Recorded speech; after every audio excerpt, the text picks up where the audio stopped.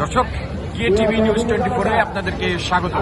আমি সুজয় মজুমদার। এই মুহূর্তে যুক্ত আছি রাজধানীর ধানমন্ডি 32-এর সেই পোড়াবাড়িটি যেদিন কিছুদিন আগে 5 আগস্টে গণ অভ্যুত্থানের পরে পুড়িয়ে দেওয়া হয়েছিল শেখ মুজিবের সেই বাড়িটি, সেটি আবার গতকালকে রাত থেকে বুলডোজার দিয়ে ভাঙা হচ্ছে। সেই ভাঙার কার্যক্রম এখনো চলমান আছে। উৎসুক জনতার ভিড়ও কিন্তু আমরা দেখতে পাচ্ছি। তারা কিন্তু এখানে এসেছেন, সেলফিতে মগ্ন হয়েছেন অনেকেই দর্শক, সেটি কিন্তু আমরা দেখেছি এবং আপনাদেরকে দেখানোর চেষ্টা করছি সরাসরি এই মুহূর্তে টিভি নিউজ 24-এর ক্যামেরায়। ধানমন্ডি 32 যেটি ছিল শেখ মুজিবের বাসস্থান, এখান থেকে ষড়যন্ত্রের সূত্রপাত ঘটানো হয়। সেই কথার উপর ভিত্তি করেই কিন্তু ভেঙে ঘুরিয়ে দেওয়া হয় সকল ষড়যন্ত্রের গুমর ঘর ভেঙে ঘুরিয়ে দেওয়া হয়েছে, সেটি কিন্তু আপনারা দেখতে পাচ্ছেন এবং এখনই চলছে সেই যজ্ঞ। দর্শক,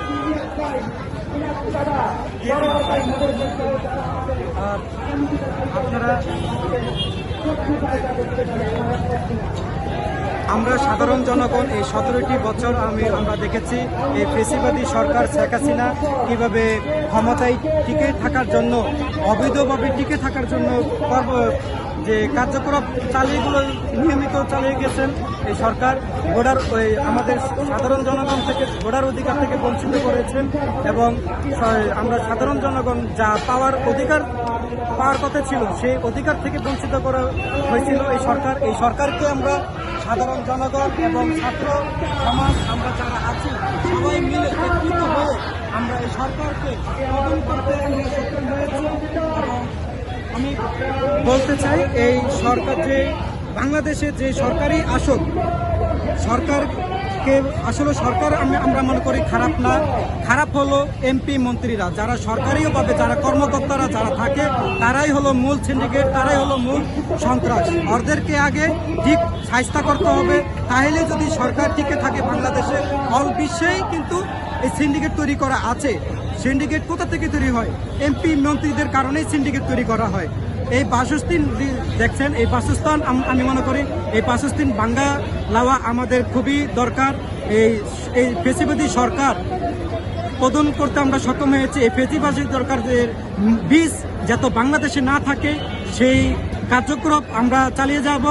যতদিন পর্যন্ত এই ফেসিবাদী সরকার চুপ করে না থাকবে সে ততদিন পর্যন্তই আমরা এই কার্যকলাপ চালিয়ে যাব।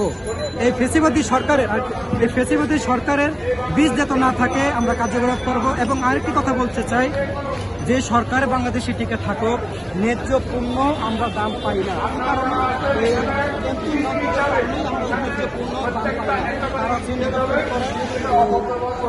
এবং আরেকটি কথা বলতে চাই, যে সরকারি বাংলাদেশে আসুক আপনারা নিরপেক্ষ হিসাবে আমরা চাই এবং নিরপেক্ষ হিসাবে আমরা সরকার চাই, যাতে নিরপেক্ষ আমরা সরকার চাই, যাতে আমরা জনগণ অধিকার হিসাবে আমরা রাস্তাঘাটে কথা বলতে পারি, নিজের আবেগের কথা যাতে বলতে পারি।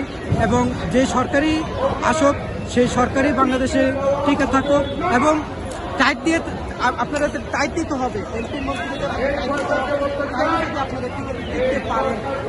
আপনি কথা বলতেছেন অনাশ্রম, এই জায়গাটাই আমি মনে করি অনাশ্রম দেওয়া উচিত।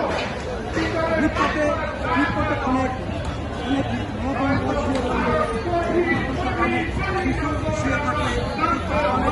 অসহায় মানুষ পিছিয়ে থাকে, তাদেরকে যদি সরকারিভাবে এই